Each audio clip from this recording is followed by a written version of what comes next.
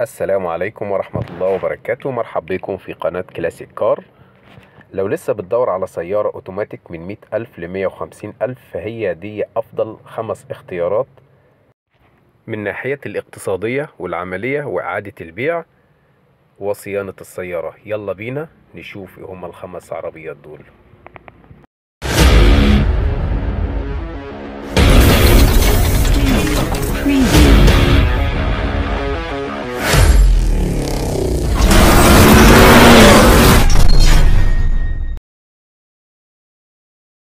هنبدأ بالفيرنا حبيبة الملايين، العربية الشعبية المنتشرة الموجودة في مصر. محرك 1500 و1600 سي سي اوتوماتيك، بيبقى من 2004 ل 2019، بس السعر بتاعنا هيبقى حد معين. العربية قطع غيارها موجودة ورخيصة بمقارنة بسيارات أخرى. إعادة بيع السيارة مطلوبة بشكل كبير في السوق المصري، صيانتها سهلة جدا.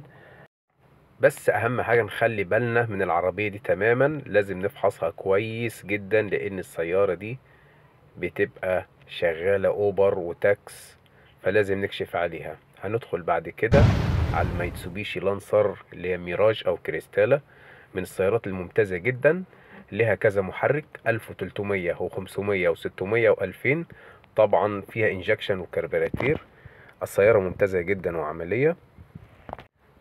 السيارة قطع غيارها متوفرة ياباني، منها الموجود استيراد ياباني، ومعمرة جدا، صيانتها سهلة.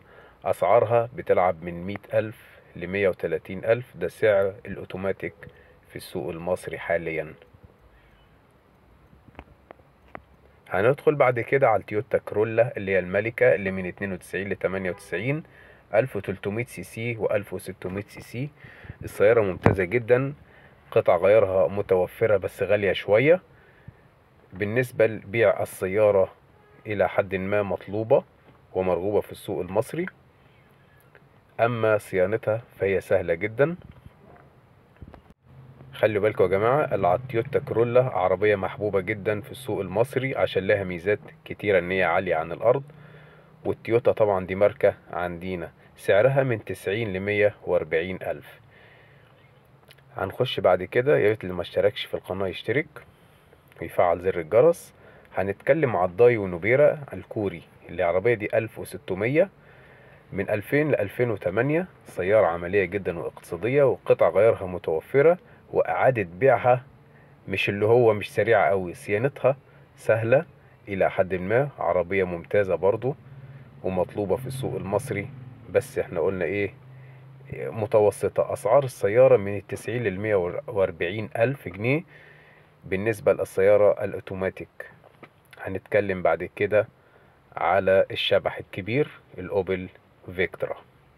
الأوبل فيكترا بي من 96 ل 2003، عربية ممتازة جدا، بس دي ركوبة.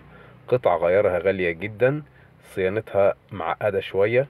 محركها 1600 و1800 و1000 و2000، وقطع الغيار معمرة ومتوفرة، وأسعارها قلنا غالية عشان العربية ألمانيا يا جماعة، واللاحظ دي كويس.